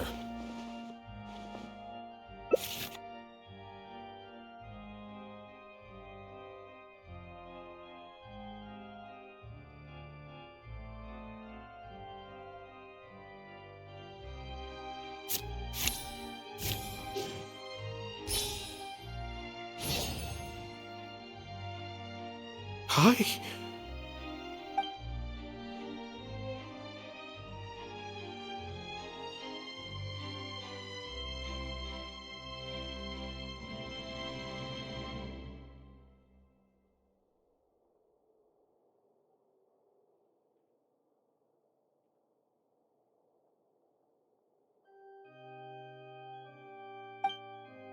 Huh. The plot here seems a little different from what the reviews said. The protagonist wanted to return to the stage, so the puppets replaced all her parts with the latest ones available, built her a grand opera house, and summoned a huge audience. And in the end, she forgot herself amidst the applause and cheers of her fellow puppets. Hey, no spoilers! Huh?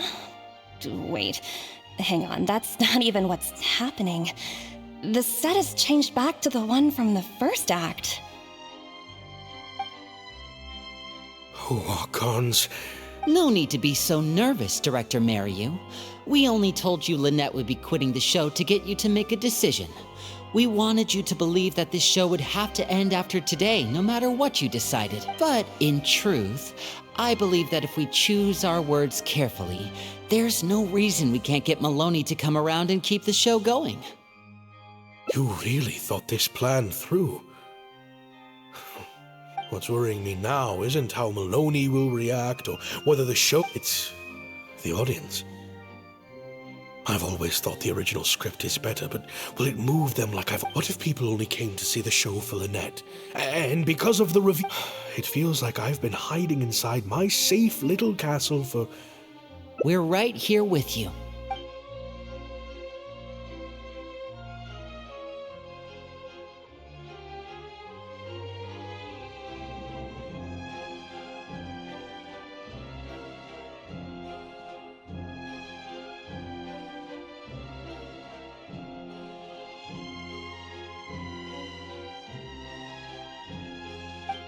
Wow.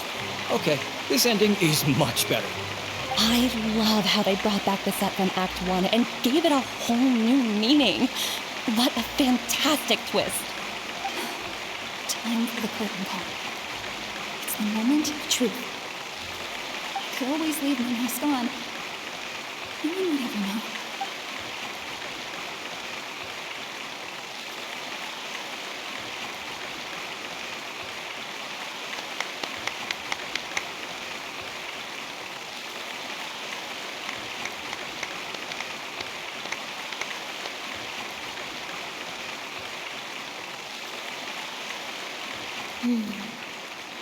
This is what fame looks like. Jillian, you were amazing! Syra was tearing up when you did your final solo dance. Well, so are you. Really? I was so nervous. My legs felt like they turned to jelly. What looked like an actor unsteady on her feet was in fact a poignant expression of the protagonist's frailty in her last moments. Or whatever. Hey, Mariu! What the heck was that? Why wasn't Lynette playing the lead? Our articles are already going to press. You better have a good explanation for this. Hey now, it was all of our... Hold on. The decision was mine, and mine alone. They had nothing to do with it. If you have any concerns, gentlemen... Mariu! So it was you! Well then, I trust you'll... Director Mariu, Mr. Maloney, what on earth is going on? Why was Lynette not in the lead role? It took a lot of convincing from me for her to accept the role, and I had to turn down some big work opportunities to come and watch her performance today. You have some explaining to do. Lenny, it was all his idea. Mariu, explain yourself. Wait, Linny, as a matter of fact, this was a piece of performance art. In this play, the masks and costumes serve to obscure the differences between characters, and by extension, the difference between human and machine. We took that idea to the next level with an actor swap, blurring the lines between one performer and the next. So it's in service of the ambitious artistic goals of the production. What? It's similar to deceiving the audience in a magic show. We employed this technique as a means of breaking the fourth wall. It allows the audience to more intuitively understand the cognitive dissonance felt by the protagonist as a machine trying to reconcile the notion of her humanity. The audience's experience mirrors the protagonist's own confusion and becomes part of the artistic performance itself. Hold up. What is this nonsense? Oh, I see. Well, bravo, Director Mariu. You even had me fooled. That's probably more because you just don't really understand avant-garde art very well, Lenny. Maybe so, maybe so. Well, perhaps it went over my head, but I'm sure our experts here saw the whole thing coming a mile away. You must have worked it out by the end of the first half, surely. Mr. Amory, I just heard that you managed to write your review after just the first 2 acts. Yes, you're right. Director Mariu and I are old friends. You should have said something. Then I could have played along even better. Yes, well, to deceive the audience, you must first deceive your closest companions. I have to give credit to Lynette and her experience in performing magic. That's what inspired me to take my art to the next level. You mean your show was partly inspired by Lynette's background in magic? Well, in that case, I'll have to plug it to everyone I know. Unfortunately, I think Mr. Maloney is going to cancel the show. Cancel the show? Mr. Maloney, is this true? While I accept that deceiving the audience in the manner you did certainly has artistic merit, this is not a magic show, and we don't want our audience demanding their money back. A very valid criticism, and one that I humbly accept. If that happens, we're prepared to reimburse and apologize to any audience members who weren't satisfied with the experience. Plus, it looks like Jillian is better than me at delivering the excellence people want to see. I'm sure audiences will be very happy with the show if she's allowed to stay in the leading role. Maloney, I believe there should still be time to tweak my article. From the look on Lynette's face, I think she's being sincere. Oh, one other thing. We managed to get a meeting with Lady Farina earlier. All thanks to the Traveler's reputation, of course. Anyway, she agreed to write a review focusing on Jillian's performance and the quality of the show as a whole. She promised to give her honest opinion, and I'm sure today's audience will be discussing her performance too. There's sure to be a variety of opinions. Oh, I mean, art at its finest, clearly. But I'll have to give it some thought before I decide exactly what to write. Oh, of course. Always good to put some thought into these things. Especially now, with a growing range of voices out there. I imagine competition for readers becomes more fierce when everyone's discussing the topic. Corn.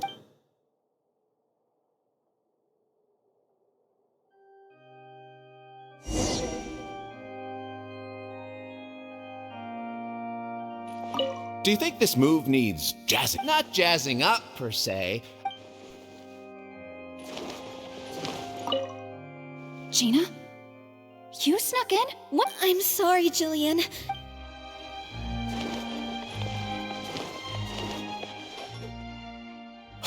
Thank you both so much. I always told myself that once I'd made enough Mora, I'd get... Just like those critics with their dishonest reviews, I became all about the trappings of success. At the expense... You're right.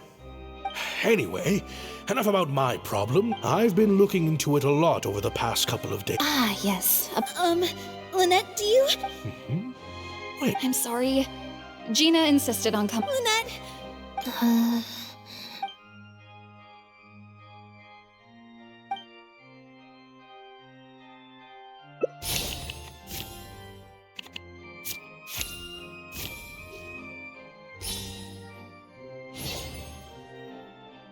Yeah, me neither.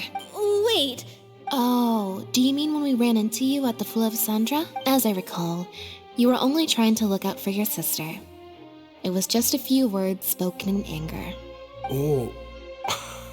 Well, it sounds like Gina knows what she did was wrong. I understand that feeling of wanting to stand up, but next time, maybe consider a different tactic? Something you can pull off more effectively, and without arousing suspicion. Got it. Why do I feel like I'm missing something? Hey, here you are. Great! Everyone's in one place. That makes this... What do you think? It's group photo time. We have to commemorate... Okay, everyone, we all have pretty awkward smiles on our faces in the photo from Hotel de Boer. Oh, am I really not allowed to force a smile? I'll try... Lynette, Traveler, come on. You two... 3, 2, 1, smile!